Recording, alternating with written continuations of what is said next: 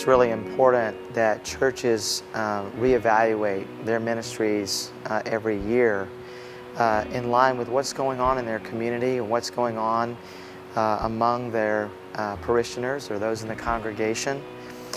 Because I think American society is changing. We have a rapidly aging population.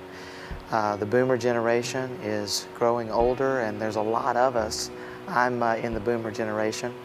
And so one of the things that I think a lot of our congregations are going to have to pay a lot more attention to is caring for our parishioners as they age.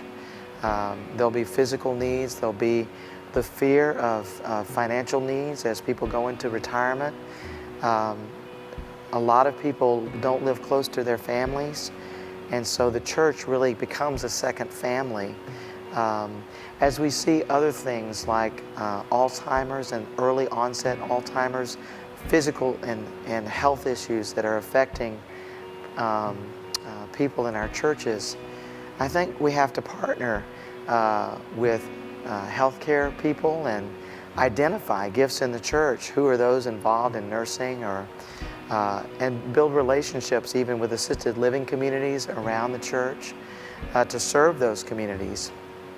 I think we need to do a better job too of inviting and encouraging our young families, our young single adults in the church to be a part of ministering to older folks in the church and benefiting from the wisdom of those who've walked with Christ for a long time throughout their lives. I think also when under President Bush there was the American with Disabilities Act, it really began to change how churches had to build their buildings. We became more aware of the needs of the disabled in our communities.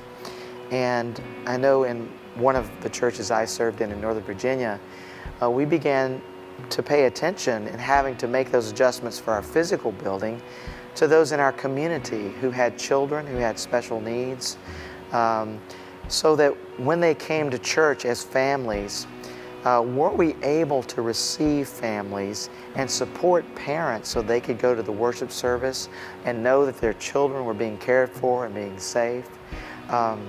Whether there were mental or educational issues, whether there were physical disabilities or illness disabilities, those who have chronic illnesses or disabilities, can they come and be a part of the church community and have a place of support and encouragement? So I think the aging population, I think a growing awareness of the disabled community, and then for our city churches, I think a growing awareness of the needs of immigrant families, of also the jobless in a down economy, is helping us grow as churches to be more sensitive to those who are in those situations. And I think our diaconates need training, need to know what resources are available both within the church and outside in the community, where we can build partnerships with nonprofits and also even with healthcare and municipal service providers to really provide a wider sense of support, a continuum of care that the church is a part of in its community.